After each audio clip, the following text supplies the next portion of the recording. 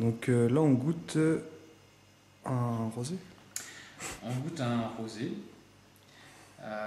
qui est à base de sylvaner rouge. Sylvaner rouge étant un vieux cépage alsacien. C'est l'ancêtre du sylvaner blanc, puisque chaque cépage blanc a un ancêtre coloré. Et par des mutations naturelles, ces cépages ont perdu la couleur. Dans notre D'accord. plus vieille parcelle de sylvaner de 82 ans, on a récupéré une vingtaine de pieds de sylvaner rouge qu'on a fait multiplier, on a replanté une nouvelle parcelle, une D'accord. petite parcelle, mais ça fait maintenant quelques années qu'on en fait un rosé, donc une macération qui dure entre 5 et 15 jours.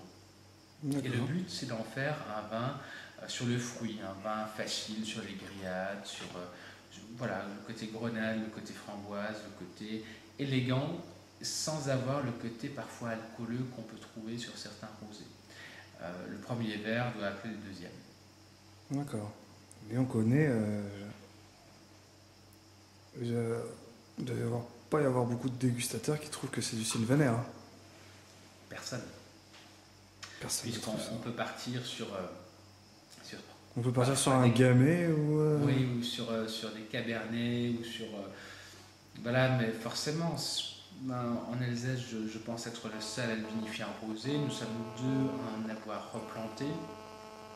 Et je pense qu'au lieu d'ouvrir l'encépagement sur n'importe quel autre cépage qu'on retrouve mondialement, essayons de préserver nos vieux cépages alsaciens, essayons d'en faire de beaux vins qui soient dignes de l'Alsace et qu'on ait envie d'en boire et les vignerons qu'ils aient envie d'en replanter. D'accord. C'est bon, hein. Ça se. C'est, C'est très frais aussi. on appelle ça en C'est peut-être le alsacien, côté. Ouais.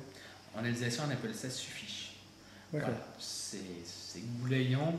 J'aime pas trop ce terme, mais en définitive, en gastronomie, voilà, quand le premier appelle un deuxième verre et ainsi de suite, c'est que c'est malgré tout un grand vin. Ouais. Ouais, c'est super bon. On pourrait manger ça avec quoi alors? On était Se sur confond.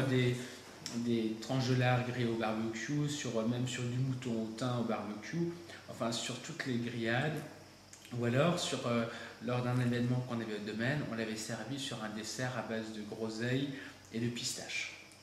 Un dessert pas trop sucré, on percevait bien la fraîcheur encore de la groseille, et c'était que de la fraîcheur, et en fin de repas, après un repas copieux, c'était magnifique.